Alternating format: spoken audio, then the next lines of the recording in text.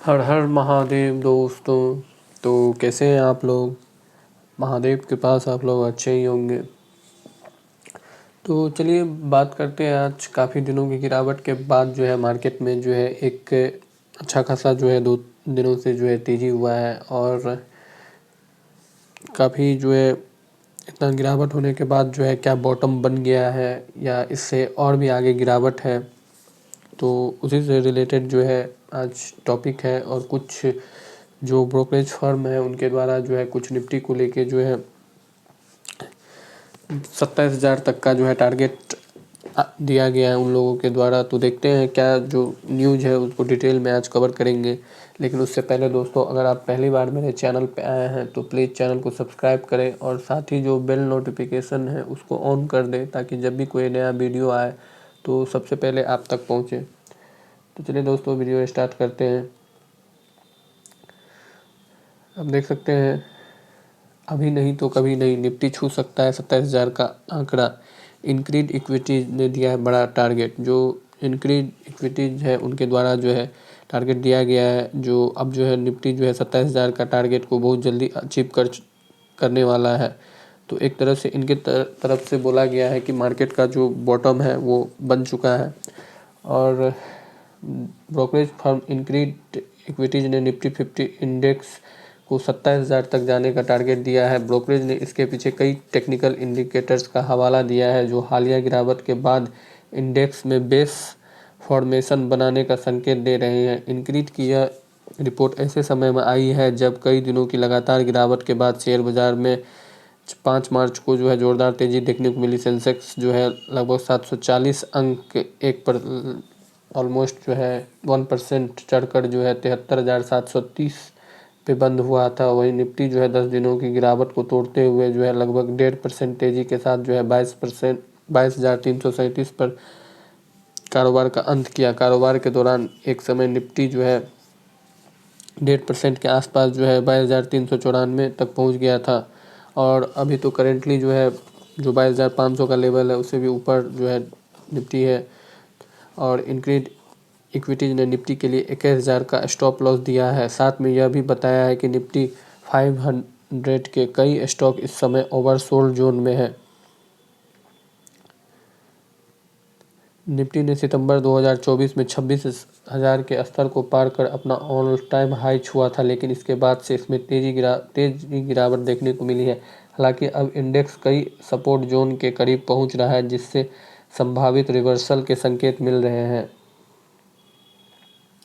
इंक्रीड equities ने अभी नहीं तो कभी नहीं के नाम से रिपोर्ट जारी की है। रिपोर्ट के मुताबिक निफ्टी जून 2022 के निचले स्तरों से लगभग 38% के फिबोनाची रिट्रेसमेंट स्तर के करीब पहुंच रहा है, जो वीकली चार्ट पर जो है 120 एक्सपोनेंशियल मूविंग एवरेज के सपोर्ट के साथ मेल खाता है।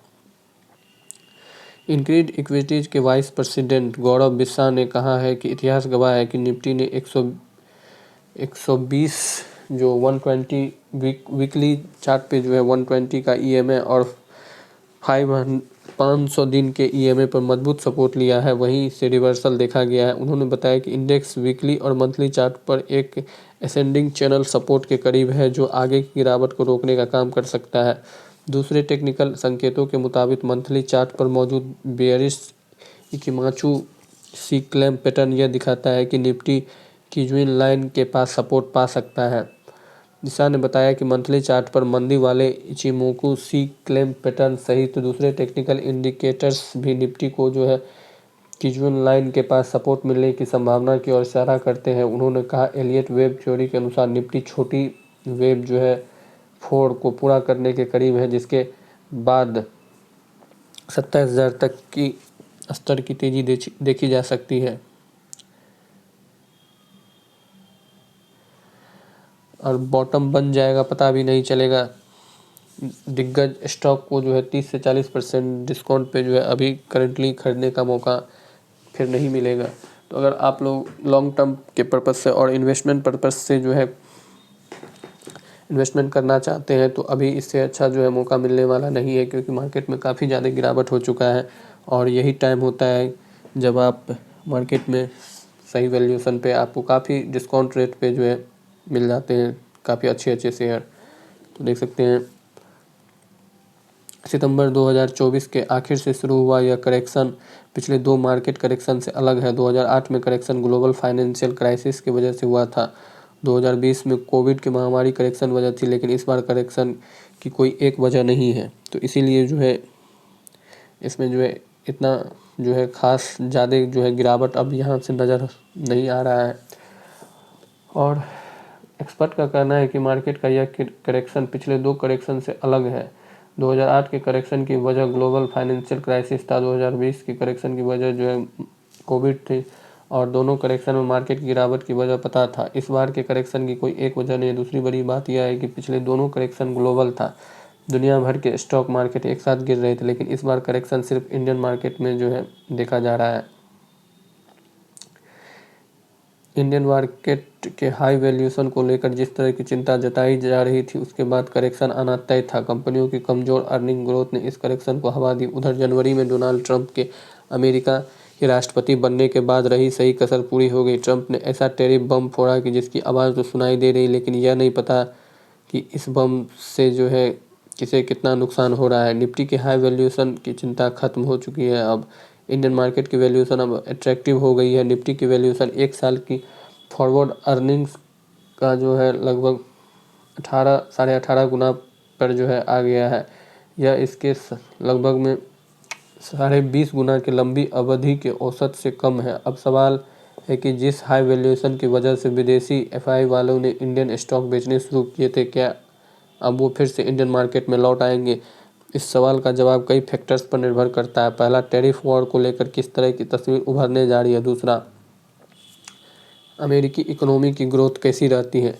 इंडिया में कॉरपोरेट अर्निंग भी जो है काफ़ी मायने रखता है। इंडियन मार्केट की वैल्यूएशन जो है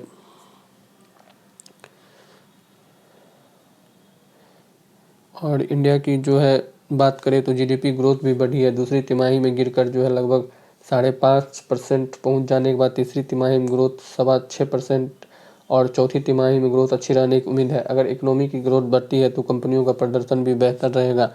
आने वाली तिमाहियों में अर्निंग ग्रोथ बढ़ सकती है। आरबीआई ने इंटरेस्ट रेट घटाया है, इन्फ्लेशन काबू में आ रहा है। सरकार ने इनकम टैक्स में बड़ी कम कर इकोनॉमी में डिमांड बढ़ाने की कोशिश की है। इसका मतलब है कि आगे तस्वीर अच्छी बनती दिख रही है, और ऐसा मौका जो है बार बार जो है नहीं मिलने वाला है। इन्वेस्टर का भरोसा इंडिया की ग्रोथ स्टोरी पर होना चाहिए। यह वक्त अच्छे फंडामेंटल वाली कंपनियों की पहचान कर उसमें निवेश करने का है। कई दिग्गज कंपनियों के स्टॉक 30 से 40% तक गिर चुके हैं। आप उसमें निवेश कर सकते हैं। अगर आपने पहले से उन स्टॉक में निवेश किया है तो उसमें निवेश कर अपनी परचेज कॉस्ट घटा सकते हैं। दिग्गज स्टॉक में जो है 30 से 40% कम भाव पर निवेश करने का मौका बार बार नहीं मिलता है। यह मौका 8 से 10 सालों में सिर्फ एक बार आता है।